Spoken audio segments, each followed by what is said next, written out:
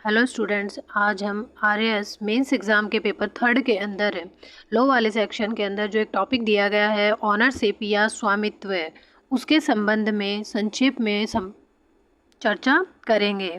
Ownership या स्वामित्व क्या होता है, उसके अलावा कि क्या होता है, इसके क्या क्या प्रकार होते हैं और हम किस प्रकार से ऑनरशिप को प्राप्त कर सकते हैं।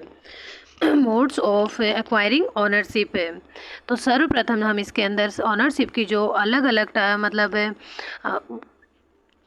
राइटरों के द्वारा जो डेफिनेशंस दी गई हैं उन्हें देखने का और समझने का प्रयास करेंगे। और सबसे पहले हम देखेंगे इसका अर्थ क्या है, मीनिंग क्या है। पहली बात, ये जो ऑनरशिप नाम का जो वर्ड है, स्वामित्व नाम का जो वर्ड है, यह रोमन्स के द्वारा यूज़ किया गया था। किसने यूज किया था इसे? सर्वप्रथम इन्हें रोमन्स के द्वारा यूज़ किया गया था। ऑनरशिप जो है वह रोमन वर्ड डोमिनियम से बना हुआ है। कौन से वर्ड से बना हुआ है? Roman word डोमिनियम। डोमिनियम का मतलब होता है एब्सोल्यूट राइट, मतलब मेरे पास में जिस चीज़ की ऑनरशिप है उसका पूर्ण अधिकार है, वह चीज़ मेरी है। मैं उस चीज़ को बेच भी सकती हूँ, मैं उसको ट्रांसफ़र भी कर सकती हूँ, मैं उसको डिस्पोज ऑफ यानी ख़त्म भी कर सकती हूँ, डिस्ट्रॉय भी कर सकती हूँ। जैसे मान लो किसी मकान के ऊपर मेरा ऑनरशिप है, तो उस मकान को मैं एब्सोल्यूट राइट के साथ रख रही हूँ। मैं उसको बेच सकती हूँ, मैं उसको तोड़ सकती हूँ, मैं उसको किसी को गिफ्ट कर सकती हूँ। तो ये आती है ऑनरशिप है। अब ओनरशिप के साथ साथ हम पोजीशन को भी समझने का प्रयास करेंगे, कब्जे को भी समझने का प्रयास करते हैं। ओनरशिप और जो पोजीशन है वो एक दूसरे से इंटर रिलेटेड से हैं, अंतर संबंधित हैं ये। तो पोजीशन जो है वह रोमन वर्ड पजेशियो से बना हुआ है। कौन किससे बना हुआ है? पजेशियो से बना हुआ है। पजेशियो का मतलब क्या होता है? पजेशियो मतलब ये होता है कि हमारे पास में किसी वस्तु के ऊपर एब्सोल्यूट राइट नहीं होता है, पूर्ण अधिकार नहीं होता है, केवल और केवल हमारा उसके ऊपर फिजिकल कंट्रोल होता है। फिजिकल कंट्रोल होता है, सीमित अधिकार होते हैं। मान लो मैंने कोई मकान किराए से ले रखा है, तो इस मकान के ऊपर मेरा केवल और केवल फिजिकल कंट्रोल है। जो एब्सोल्यूट राइट है वो तो मकान मालिक का है। यहाँ पर मतलब है एक प्रकार से देखा जाए तो पोजीशन जो है वह तो किराएदार के पास में हो गई और जो ऑनरशिप है वो मकान के मालिक के पास हो गई।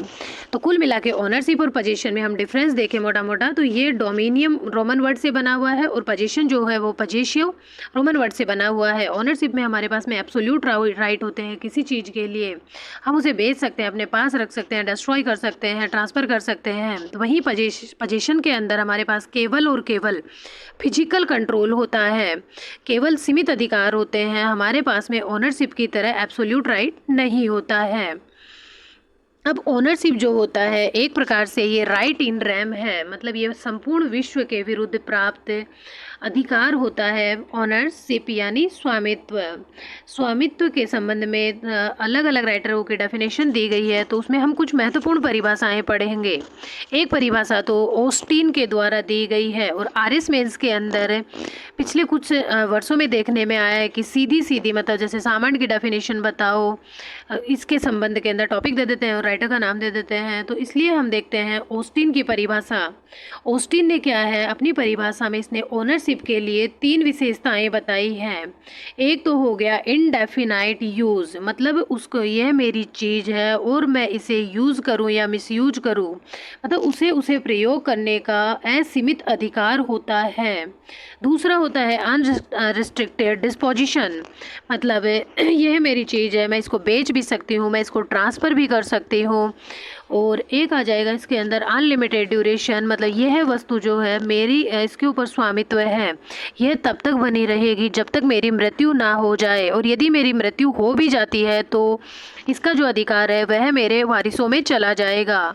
तो कुल मिला के ऑस्टिन के द्वारा ओनरशिप के लिए 3 डेफिनेशन बताई गई हैं। एक तो आपका बताया गया है इनडेफिनाइट यूज़ हो गया, एक तो क्या हो गया आपका इनडेफिनाइट यूज़ हो गया। दूसरा अनरिस्ट्रिक्टेड डिस्पोजिशन है, मतलब बेच सकता है, ट्रांसफ़र कर सकता है, और अनलिमिटेड ड्यूरेशन के लिए होती है। यदि वह स्वामी ख़त्म भी हो जाता है तो ये जो स्वामित्व है होता है वह उसके वारिसों के अंदर मौजूद होता है। ऑस्टिन के आगे हम हिबर्ट की ओनरशिप की परिभाषा पढ़ते हैं। हिबर्ट महोदय के द्वारा 4 विशेषताएं बताई गई, तो ऑस्टिन ने 3 बताई, अब हिबर्ट 4 बताते हैं। तो पहली विशेषता हिबर्ट की है राइट टू यूज़, यह मेरी चीज़ है, मैं इसका स्वामी हूँ, मैं इसको यूज कर सकती हूँ। दूसरा आता है राइट टू एक्सक्लूड अदर्स, यह मेरी चीज़ है, तो मैं दूसरों को इसको यूज़ करने से रोक सकती हूँ। जैसे मान लो यह मेरी स्कूटी है, मैं इस स्कूटी की ओनर हूँ, तो मैं मेरी स्कूटी को दूसरों को दूँ भी और नहीं मतलब यूज़ करने से रोक सकती हूँ।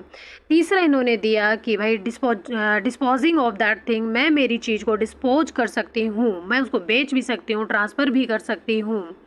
और एक मेरे को राइट टू डिस्ट्रॉय होता है, मैं मेरी चीज़ को ख़त्म करने का पूर्ण अधिकार रखती हूँ। तो हिबर्ट ने हमें 4 पॉइंट दिए हैं। राइट टू यूज़ दिया है, राइट टू एक्सक्लूड अदर्स, दूसरों को अलग करने का अधिकार दिया है, उसको डिस्पोज करने का अधिकार दिया है और डिस्ट्रॉय करने का अधिकार दिया है। और वहीं जो ऑस्टिन की जो परिभाषा थी, तो ऑस्टिन ने क्या क्या दिया था, ऑस्टिन की परिभाषा के अंदर यदि हम देखें तो ऑस्टिन ने इनडेफिनाइट यूज़ दिया था, अनरिस्ट्रिक्टेड डिस्पोजिशन दिया था और अनलिमिटेड ड्यूरेशन के लिए आपको ऑनरशिप दिया था। तो अब हम एक प्रकार से ऑस्टिन और हिबर्ट की स्वामित्व के संबंध में जो डेफिनेशन दी है वो पढ़ चुके हैं। अब हम पढ़ेंगे सालमंड की ऑनरशिप की परिभाषा। सालमंड हमें क्या कहते हैं, वो कहते हैं राइट टू पजेश होता है, मतलब ये सीधा से इनका एक कहना का फंडा है कि यदि ऑनरशिप के लिए आपका उस वस्तु पे पोजीशन होना ज़रूरी होता है, मतलब आप कह रहे हो कि भाई मेरा ओनरशिप है, तो ओनरशिप का मतलब आपके पास पोजीशन होना चाहिए। ये पोजीशन चाहे आपके पास में एक्चुअल हो या कंस्ट्रक्टिव हो। जैसे मैं कह रही हूँ कि भाई ये मकान मेरा है, तो ये मकान मेरा है, इस पे मेरी ओनरशिप है, तो मेरे पे ओनरशिप और पोजीशन दोनों होना ज़रूरी है, तभी ये मकान मेरा होगा। उसको मेरे को यूज़ करने का और उसको एंजॉय करने का, उस वस्तु को मेरे को पूरा अधिकार है क्योंकि मैं उसकी ओनर हूँ। और मैं उस चीज़ को कंज्यूम मतलब ये उसको मैं खपा भी सकती हूँ और मैं उसको बेच भी सकती हूँ। और ये मेरी जो ऑनरशिप होती है अनलिमिटेड ड्यूरेशन के लिए होती है कि जब मृत्यु भी हो जाएगी तो वारिसों के अंदर ये ऑनरशिप जो होती है वो मौजूद रहती है। अब हमने डेफिनेशन पढ़ ली, ऑस्टिन की पढ़ ली है, हिबर्ट की पढ़ ली है और सालमंड की पढ़ ली है। अब हम पढ़ेंगे टाइप्स ऑफ ऑनरशिप। ओनरशिप जो होता है, पहला टाइप होता है मूर्त अमूर्त, कॉर्पोरियल और इनकॉर्पोरियल। तो मूर्त में तो क्या होता है, किसी वस्तु पर जिस पर हमारी ओनरशिप होती है उसको हम अपनी आंखों से देख सकते हैं और हाथों से छू सकते हैं, तो वो तब तो कॉर्पोरियल ओनरशिप है, मूर्त स्वामित्व है। और यदि मैं उसे आंखों से नहीं देख सकती हूँ, टच नहीं कर सकती हूँ, तो वो आ जाएगा आपका अमूर्त स्वामित्व, इनकॉर्पोरियल ओनरशिप।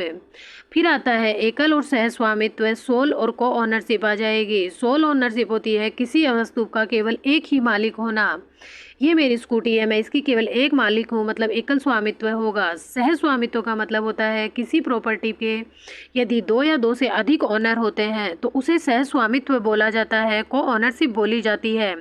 जैसे एक प्लॉट जो होता है यदि उसे 3-4 व्यक्तियों के द्वारा मिलकर खरीदा जाता है तो वह सह स्वामित्व या को ओनरशिप आती है। अब आता है अबाधित और सीमित स्वामित्व। एब्सोल्यूट और लिमिटेड ऑनरशिप आता है। तो एब्सोल्यूट जो ऑनरशिप होता है इसमें वस्तु पर पूर्ण स्वामित्व होता है और लिमिटेड में केवल सीमित होता है। पूर्ण का मतलब ये होता है कि भाई आप उसको बेच सकते हैं, आप उसको ट्रांसफ़र कर सकते हैं, आप उसको डिस्ट्रॉय कर सकते हैं। लेकिन यदि मेरे पास में लिमिटेड ऑनरशिप है, सीमित स्वामित्व है, तो मैं उसको केवल यूज़ करूँगी सीमित अधिकारों के साथ में, लेकिन उसको ट्रांसफ़र और डिस्पोजल में उसका नहीं कर सकती। एक होता है वेस्टेड और कंटिंजेंट स्वामित्व।